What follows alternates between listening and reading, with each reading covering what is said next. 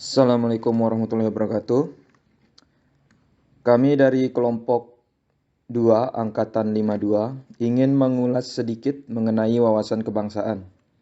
Materi ini dipilih sebagai tugas Latsar CPNS tahun 2021 Kabupaten Sumbawa. Sebelumnya izinkan saya perkenalkan anggota dari kelompok. Yang pertama, saya sendiri, Dr. Hewan Tatang Suprapto yang akan membahas definisi wawasan kebangsaan dan sejarah. Yang kedua, Dr. Delvian Oktatugara Rayes yang akan membahas tentang konsensus dasar dan identitas NKRI.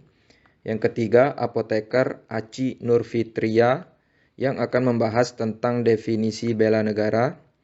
Yang keempat, Dr. Nia Larasati yang akan membahas tentang nilai-nilai dasar bela negara. Yang terakhir, yang kelima, Dr. Hewan Denny Hairur Rozikin yang akan membahas implementasi bela negara sebagai ASN. Baik, untuk selanjutnya saya akan memaparkan mengenai definisi dari wawasan kebangsaan. Wawasan kebangsaan adalah cara pandang bangsa Indonesia dalam rangka mengelola kehidupan berbangsa dan bernegara yang dilandasi oleh jati diri bangsa dan kesadaran terhadap sistem nasional yang bersumber dari Pancasila, Undang-Undang Dasar Negara Republik Indonesia tahun 1945, Negara Kesatuan Republik Indonesia, dan Bhinneka Tunggal Ika, guna memecahkan berbagai persoalan yang dihadapi bangsa dan negara demi mencapai masyarakat yang aman, adil, makmur, dan sejahtera. Untuk berikutnya, saya akan memaparkan mengenai sejarah bangsa Indonesia. Ada beberapa titik penting dalam sejarah bangsa Indonesia. Yang pertama, pada tanggal 20 Mei 1908, puluhan anak muda berkumpul di Aula Stopia. Dalam pertemuan itu mereka sepakat mendirikan organisasi Budi Utomo. Yang kedua, Perhimpunan Indonesia atau sering disingkat PI merupakan organisasi pergerakan nasional pertama yang menggunakan istilah Indonesia. Bahkan Perhimpunan Indonesia menjadi pelopor kemerdekaan bangsa Indonesia di kancah internasional. Perhimpunan Indonesia diprakarsai oleh Sultan Kasayangan dan Noto Suroto pada tanggal 25 Oktober 1908 di Leiden, Belanda. Yang ketiga, pada tanggal 30 April 1926 di Jakarta diselenggarakan Kerapatan Besar Pemuda yang kemudian terkenal dengan nama Kongres Pemuda I.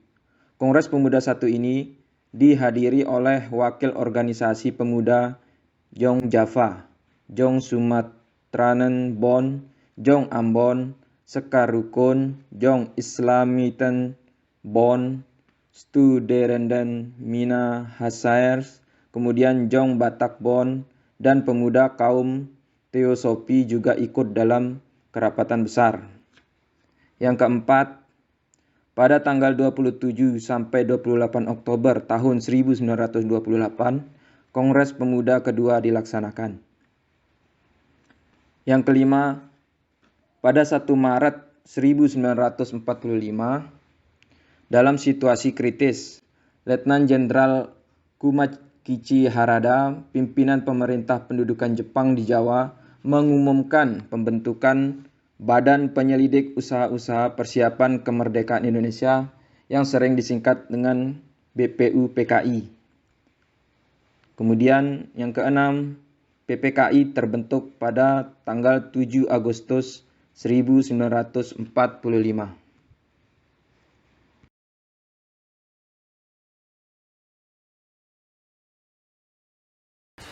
Di dalam wawasan kebangsaan, kita perlu mengacu pada konsensus dasar yang telah dibentuk oleh founding father negara kita.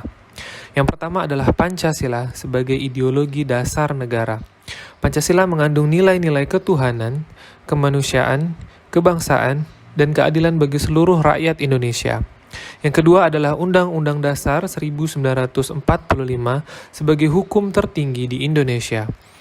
Kita ketahui bersama bahwa Undang-Undang 45 sudah mengalami 4 kali amandemen dan yang terakhir di tahun 2002 pada sidang tahunan MPR.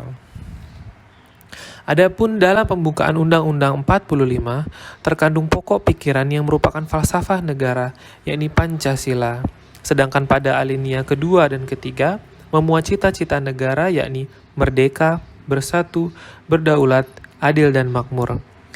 Sedangkan pada alinea keempat, terkandung fungsi dan tujuan negara Indonesia, yaitu melindungi segenap bangsa Indonesia dan seluruh tumpah darah Indonesia, memajukan kesejahteraan umum, mencerdaskan kehidupan bangsa, dan ikut melaksanakan ketertiban dunia.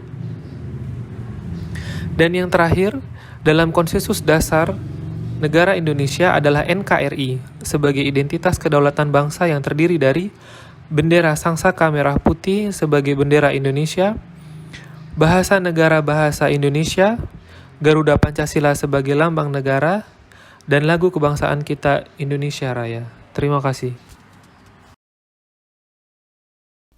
Nah, selanjutnya dalam wawasan kebangsaan itu sendiri ada yang disebut dengan bela negara. Bela negara itu merupakan suatu wujud kecintaan kita terhadap tanah air. Apa definisi bela negara itu? Definisinya yaitu merupakan suatu tekad, sikap, perilaku, dan tindakan warga negara yang dijiwai oleh kecintaannya terhadap Negara Kesatuan Republik Indonesia dalam menjaga kedaulatan negara, keselamatan bangsa negara, dan keutuhan wilayahnya. Indikator nilai-nilai bela negara. 1. Cinta tanah air. Salah satu indikatornya menjaga tanah dan perkarangan serta seluruh ruang wilayah Indonesia. 2. Sadar berbangsa dan bernegara. Salah satu indikatornya memiliki kesadaran keragaman budaya, suku, agama, bahasa, dan adat istiadat. 3. Setia pada Pancasila sebagai ideologi negara. Salah satu indikatornya memahami nilai dalam Pancasila. 4. Rela berkorban untuk bangsa dan negara. Salah satu indikatornya bersedia mengorbankan waktu, tenaga, pikiran, dan materi untuk kemajuan bangsa dan negara. 5. Kemampuan awal bela negara. Salah satu indikatornya senantiasa memelihara kesehatan jiwa dan raga. Assalamualaikum warahmatullahi wabarakatuh. Perkenalkan, nama saya Dr. Hewan Denny Herozikin. Pada kesempatan ini saya akan menjelaskan implementasi bela negara sebagai ASN.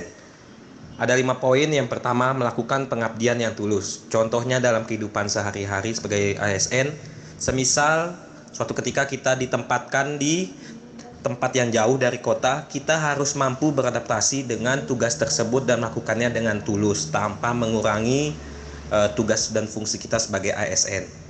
Poin yang kedua, melakukan tugas secara profesional.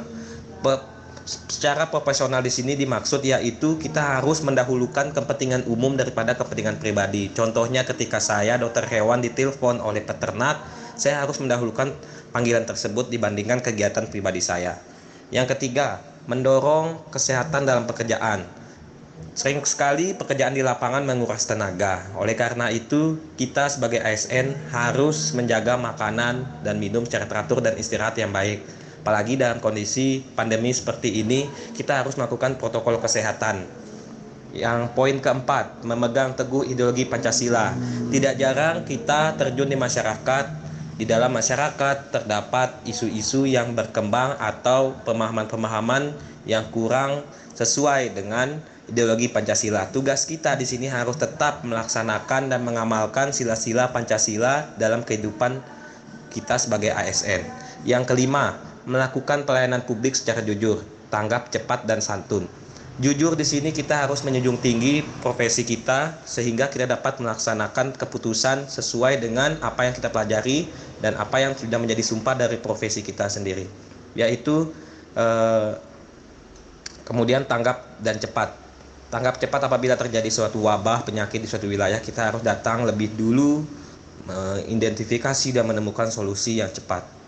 Kemudian santun. Santun di sini seringkali kita berkomunikasi dengan masyarakat terdapat gesekan, oleh karena itu kita harus tetap menggunakan lisan-lisan yang baik sehingga tujuan dan fungsi kita sebagai ASN dapat berjalan dengan baik di masyarakat. Sekian.